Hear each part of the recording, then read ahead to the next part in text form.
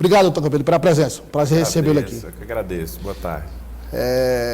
O senhor, como advogado, a gente, não sei se é correto dizer isso, quer dizer, é permitida a livre manifestação, as pessoas se manifestarem, as categorias de profissionais, claro, tem algumas que não podem, mas a maioria pode.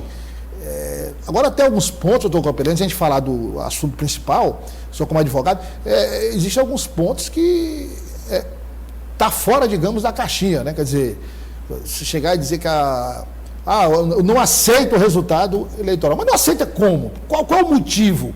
Não é preciso que tenha um motivo concreto e um motivo que realmente seja aceito para se questionar o resultado, né?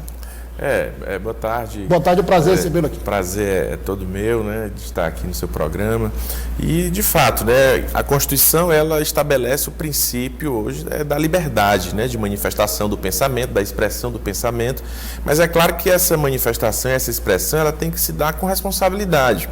Até porque hoje, no mundo que a gente vive, com essa complexidade, essas divulgações de fake news, nós estamos sujeitos às pessoas simplesmente darem alguma manifestação, mas sem qualquer embasamento técnico, sem qualquer embasamento fundado em documentos, em provas, e isso se espalha de um modo que termina prejudicando a própria convivência em sociedade. Então a gente tem que ter muita responsabilidade com aquilo que a gente manifesta, né?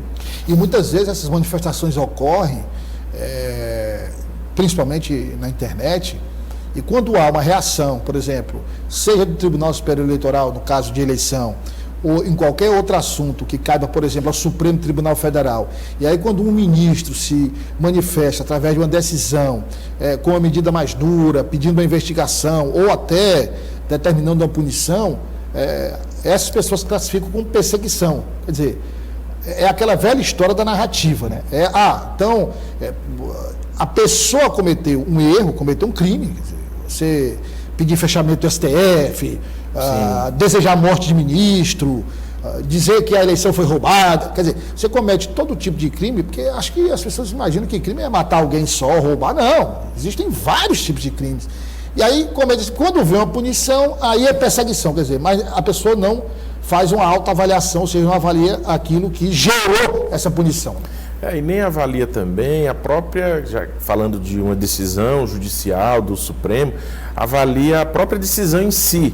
Ninguém vai em busca de ver os argumentos utilizados, ou mesmo se aqueles argumentos que foram utilizados, eles estão dentro do contexto que está sendo discutido numa rede social. Então, simplesmente há uma notícia, às vezes há uma deturpação da notícia, e aquela notícia ela se espalha só com a manchete dela, e ninguém vai ver efetivamente sobre o que está se tratando. Ninguém vai investigar, vai analisar o cerne da questão que foi debatida e que gerou aquela notícia que termina suscitando nas pessoas uma revolta injusta.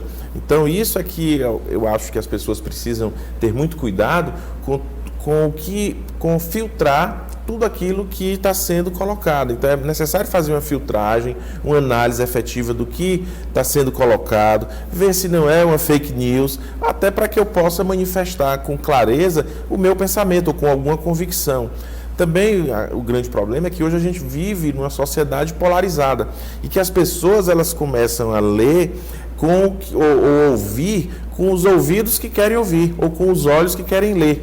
Todo mundo dentro da sua bolha. Dentro da sua bolha, sem fazer qualquer reflexão mais científica, mais apurada, né, sobre a verdade. Antes da gente falar do programa Ideias e Debates, uma última pergunta. O senhor conhece bem comunicação, o senhor tem uma ligação que se chama o Dia de Comunicação, convive com essa realidade, acompanha também. O senhor, como advogado, como jurista e conhecedor das leis, o senhor acha que é preciso haver uma discussão aí com especialistas, envolvendo também um Congresso Nacional? O senhor acha que deve haver uma discussão? Porque, na verdade, pela lei, o que é que é regulado pelo Estado? Ou seja, o que é que pode haver interferência do Estado? Rádio e TV. Sim. Que são concessões públicas, rádio e TV. Jornal, revista e internet estão livres porque não são concessões públicas. Mas, não é porque não são concessões públicas que não estão, as pessoas que trabalham nesses meios não estão passíveis de punição. Então, o senhor defende que haja uma ampla discussão envolvendo todos os veículos, não só concessão pública, mas internet também, para se estabelecer, não é censura, doutor Campelo, estabelecer limites e criar uma legislação específica para punições. Excelente. Eu acho que esse debate ele precisa realmente ganhar um maior volume, envolver não só todos os veículos de comunicação, inclusive os que se utilizam da internet, de redes sociais, mas a própria sociedade em si, para que a gente possa, a partir daí, entender de fato os limites ou fixar determinados limites. Porque hoje a gente já tem inúmeros casos, inclusive de crimes que são praticados por conta de notícias que são geradas falsamente. Então, aquela notícia ela é gerada, ela é uma fake news e por conta daquela notícia, outros crimes são praticados. Então, aquela notícia ela termina por ser também um crime. Aliás, só pelo fato de ser uma fake news, ela já é proibida no nosso ordenamento. A grande dificuldade é encontrar, por conta da utilização de redes sociais, encontrar a origem daquela notícia, não é? Essa é a grande dificuldade. Então, esse debate, eu penso que é muito... quer dizer, você tem uma legislação, por exemplo, você usa uma legislação para punir leis que não são compatíveis com a realidade atual. Porque não existe uma legislação específica e que possa tratar exclusivamente, não é, dessas questões, tipificando esses crimes. Apesar do nosso Código Penal já ter sido alterado e já a gente poder encontrar dentro do Código algumas punições para a prática por conta da prática desses crimes através dessas notícias. Mas mesmo assim ainda é muito frágil essa criminalização. É preciso enfrentar com uma maior profundidade para que haja uma punição até mais severa mesmo. Bom, isso são ideias, falando do programa Ideia em Debate, mas é um dos assuntos que pode, inclusive, que podem ser discutidos no programa, que é um programa que será apresentado pelo doutor Campelo, que agora integra o jornalismo também, como apresentador, como âncora do programa, que é semanal o programa, e o nome já diz, Ideias em Debate é discutir as questões atuais que influenciam ou que mexem com a vida das pessoas. Nós vamos dar nesse programa Ideias em Debate, é uma nova temporada.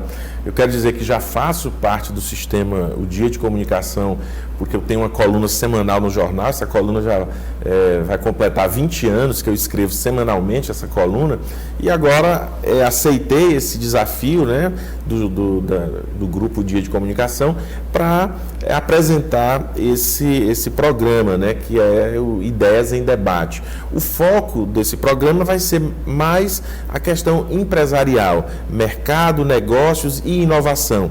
Mas é claro que dentro desse contexto, as questões sociais, elas serão tratadas também, até porque tudo que envolve a área do empreendedorismo, de negócio, de mercado, envolve também a sociedade. Hoje a sociedade ela não vive sem o mercado existir. Então todos nós estamos envolvidos dentro desse contexto. E tudo está interligado. Tudo está interligado, sem dúvida alguma, uma interligação hoje, até por conta das próprias redes sociais existentes. Então não existe mais fronteiras geográficas, não só interligadas dentro da sociedade local em que a gente vive, mas na própria sociedade mundial. Então não existe mais fronteiras geográficas.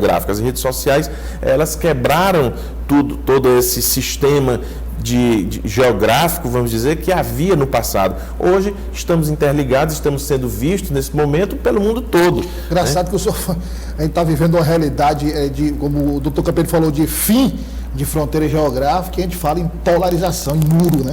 Quer dizer, é uma coisa que não combina muito com a realidade que a gente vive, né? Não combina. Contraditório.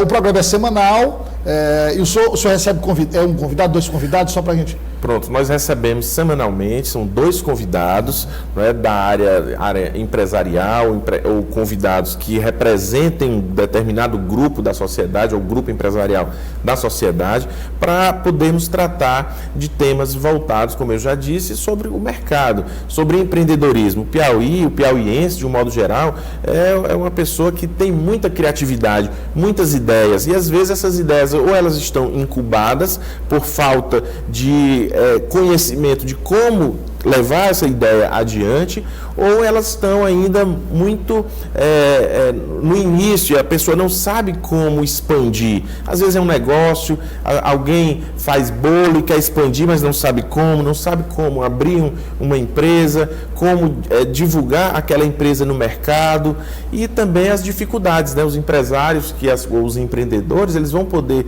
apontar as dificuldades que enfrentaram nos seus negócios, para que possa servir de exemplo para outros que estejam nos assistindo e que queiram também empreender. Doutor Capelli, obrigado pela presença, boa sorte no programa. Tenho certeza que o senhor tem competência suficiente para não só executar o programa, claro, mas em ajudar as pessoas que vão acompanhar o programa a colocar em prática esse espírito empreendedor que é muito característico do piauiense. Pronto, sem dúvida. Quem assistir vai poder ver isso. A estreia já é hoje. Eu aproveito já para convidar, às 8h30 da noite. Nós vamos entrevistar hoje o Denis Cavalcante, que é o presidente da Federação do Comércio no Piauí, primeiro vice-presidente, e o Tertulino Passos, que é o diretor do Sindilojas. A gente vai tratar muito dessa questão do empreendedorismo no Piauí. E aproveito também para agradecer toda a equipe, o dia muito competente, e agradecer também a você, que também a gente está aprendendo aqui, né? Com essa sua desenvoltura, a forma de conduzir. Então, tudo isso a gente está aprendendo com essa equipe maravilhosa e muito competente aqui do Grupo Dia de Comunicação. Obrigado, doutor Capelli. A casa é sua, fica à vontade. Obrigado.